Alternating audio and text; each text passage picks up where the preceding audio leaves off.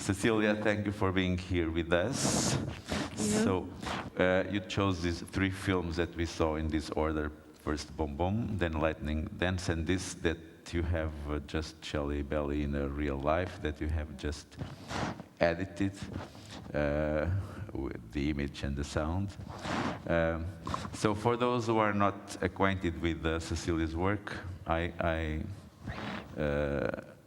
think, and it's not only me who think, and who am I to think this, but many specialists in contemporary art say that she is one of the most remarkable artists in contemporary art these times, and so your work is anchored in the dance, can we say it, and choreography, but you go so you use different means of expression, and such as the film, video, installation, site specifics, etc. When did you? What attracts you in doing films? Well, I started university. C'est bizarre les sons. C'est à cause de. Ah. Okay. Sorry.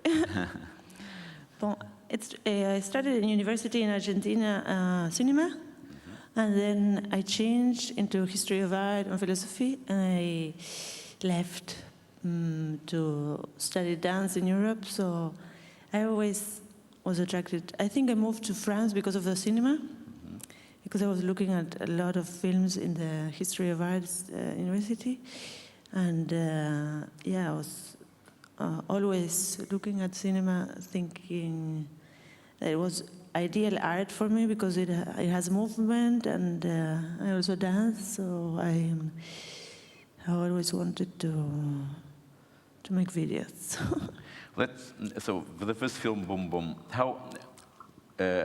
Where did you film? You have people from different countries, so you filmed it in Jamaica, but you have this girl, this Japanese girl. How does she appear there, Bom Bom?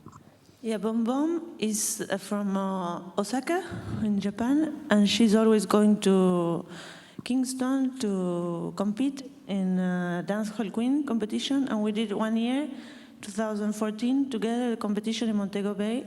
But the year that we wanted to film her in the competition with Jeremy, the competition didn't take place because of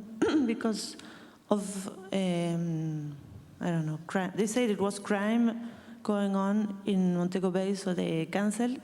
So we filmed the competition in the street because there is often competitions when it's very hot. The DJ gives a fan, un ventilateur, comme prix. So it's less international, but it's a competition often in the street.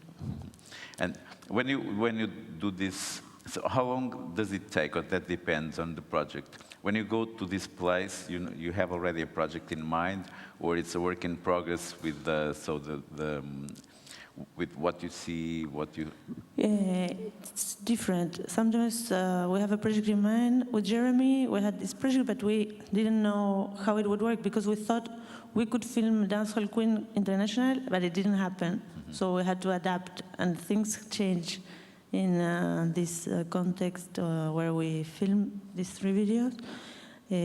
So, for example, we couldn't expect there would be such a interesting electric storm, but we were always filming in that place different choreographies that Black Eagle, the group Black Eagle is from that place, so they make many movements about eagles, birds, nature, and storms. So we were lucky, we filmed in 2 hours this 7-minute film, the second one, Lightning Dance. So we're always there since maybe 7 years. I go with friends from Japan. Erika, who is in the last film, she's from Japan. And we make choreographies together, and then we collaborate with people from there. And the last film, it was also made in many years, between 2015 and 2019. So we didn't know what we were doing. It was just like being there and learning and trying to understand and to get close to them because Jamaica is very inclusive. They accept everyone to join and to participate. So. Do you at a certain point write scripts? Because in Boom Boom, you even have this character, this chameleon, that you make with special effects. He's a character. Did you write a script for? No. No, we didn't write a script. Now I'm writing because I'm in Camargue and I'm writing like a continuation of Grand Blanc, but with poems from Martin Fierro from Argentina, from a writer I met there. And now I'm enjoying to write and to think about writing. But before, we would only have ideas and shoot the ideas. So. But the idea, the chameleon was he there at the beginning? Because we start the film with. Yeah, we filmed the chameleon in Brussels. A friend has a chameleon, and we put it in a green screen. And we thought he would eat the dancehall queen Bom Bom. And we told Bom Bom that we wanted to follow her in her adventures. And our favorite dancer for all of us is Shelly Belly, the one who is speaking in the last film. And Shelly Belly dances with Bom Bom in the first film. So the second film is like the philosophy of dance of Shelly Belly, that everybody follows him. It's not the only one. Everybody is very autonomous, but he has interesting strengths, ideas, and dance. So, Bom Bom, what are you saying?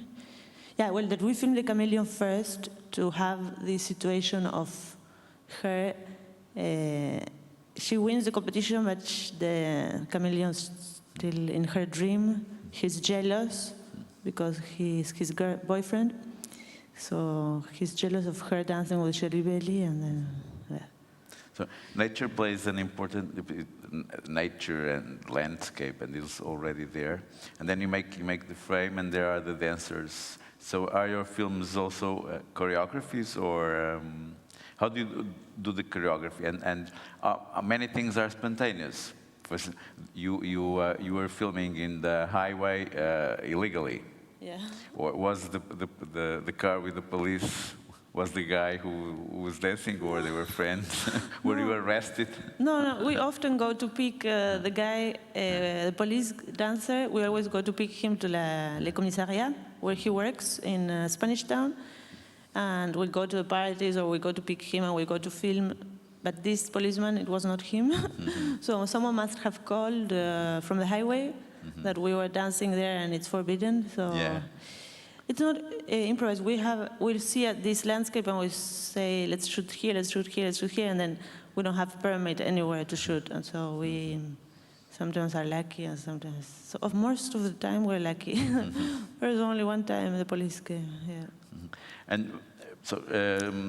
The last film is, so you, as you said, it took more time to do it. And you went and came back to the places with ideas in mind, or you just? Yeah, but also they have so many ideas that it's true that I was studying the dance, and then I wanted to film because I had a commission that it's a film now that it's in a triptych in a train station for 1 year in Genève. And so I went to film because I had this production, but I was always learning from them and then inviting them to collaborate in shows in France. We did shows together, mixing dancehall and Georgian polyphonic songs. So we collaborate since a long time, maybe since 2014, with many of them. Some of the guys and girls who are in the film now live in Europe. So we're working all the time. It's not only going there and just finding something, but we're in a dialogue. Now I'm working with 2 dancers from Jamaica for a comedy musical in March in Paris. So, yeah, I think it's a collective work. Yeah. And you are mainly attracted to these people who, so they dance, but it's something that they do for, it's a need. They dance as they have to eat or to breathe, or they have to what? Eat or breathe. these people that you choose in these places. So dancing is not so. They don't go to a school dance or they dance. It's something that it's part of their lives. Yeah, they invent these dance concepts in the everyday life, because I was already studying everyday dance with postmodern dance from New York, pedestrian dance from Yvonne Reiner and Simone Forti and all these choreographers who went out of virtuosity and ballet and manifesto no, and they were doing street movements. Then I studied dances from the 30s in Europe that also broke with ballet, like Isadora Duncan and Malkovsky, and they did movements from everyday life and animist, like inhabited or emulating the elements and the nature.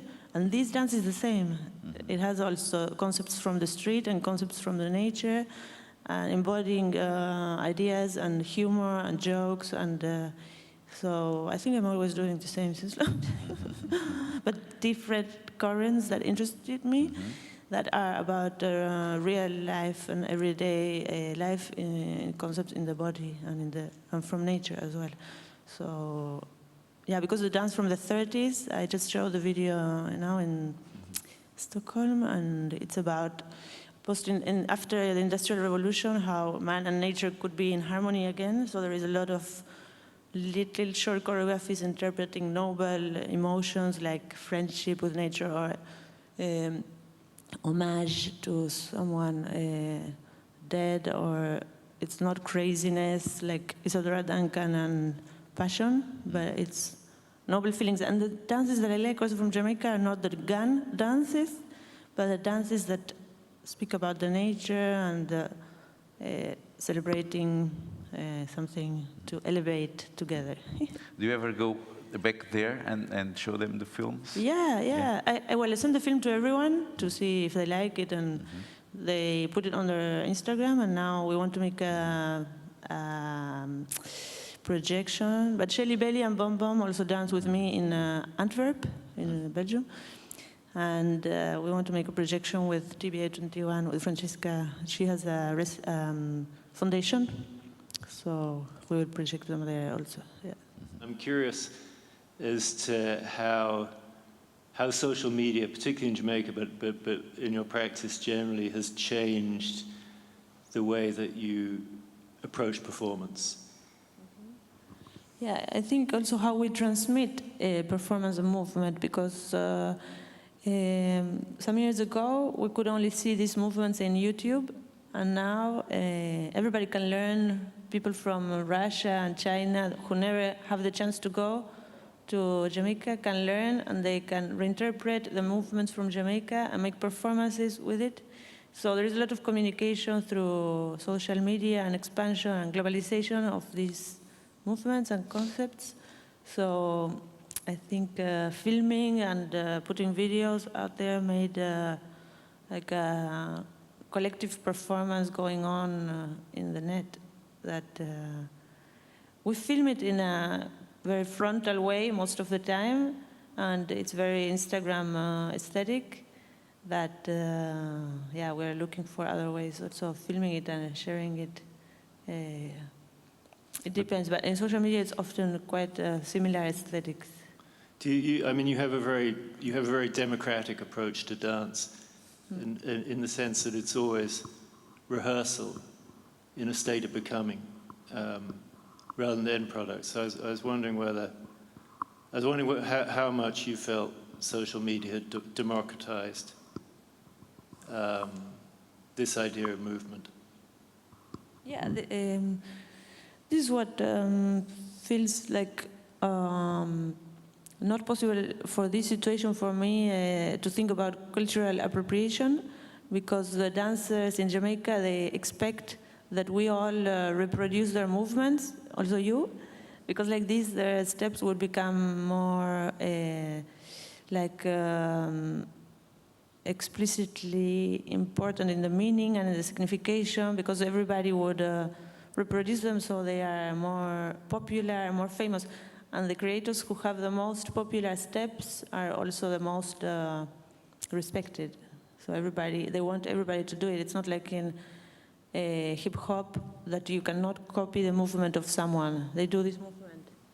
In a battle in hip hop, if you copy someone else's movement, but here in this culture, it's a multi-author language, like a huge library of Babel, of infinite movements that everybody should do so that the movements are more relevant and more popular. I find this, what Neville is saying, very interesting, that you always should rehearsal. So we see the dance in the doing, not as a final result. Yeah, I also love that because this is what I look at, and how it changes from one rehearsal to the other, or how it's the same. It's a repetition. It's a way of getting in a state of mind. Also, we do these movements for many hours during the day, maybe 5 or 6 hours per day, without realizing, just because the sound system is great, and here was a good sound. So today I like the sound, and the sound system, we filmed the sound system. We were tricking you, so we were afraid it would go well, but you liked it. Yeah, it was good. It was good. It needed a little bit more of bass line, but if not, it was generally quite good. No, easier than if it had been a lot of dialogues. I think it was easy to understand. Thank you for coming. Any further questions? I'm just curious about that final, it was like an estate where all the houses looked the same, where your friend was dancing. Can you tell us a bit about this site and the decision that you made about choosing that site? And it was a very interesting space, environment. Yeah, there is many like serial neighborhoods in Jamaica. I think they are constructed to people feel protected, or they are closed neighborhoods, and some artists live there, like Spice. And we had rented a house for 2 weeks there because we wanted to be near Spanish Town. And the guys from Black Eagle who live around there, they were living in a next house. They were staying there as well with us and with the cameraman. And like this, we could rehearse there in the street. And they wanted to shoot. They had this idea of shooting there because, in general, they don't want to show the city that it's more broken, and they want to look for, because this is why the twins put themselves in front of this door. They always make the videos there so that they take a nice part of the street. But when they showed us around the neighborhood, they were also happy to tell us the story of the neighborhood. So it's good to be in dialogue with everyone to see what is the best composition, because we also filmed there with Erica, because she said that it looks very much like Japan, like near where she lives, the mountains behind and the serial houses, all the same. That I like the contrast of architecture in Jamaica. It's always interesting in South America, the different architectures. No? Well, good. Then thank you, Cecilia. Yeah. Thank you all for being here, and enjoy the rest of the festival. Thank you. Thank you. Thank you.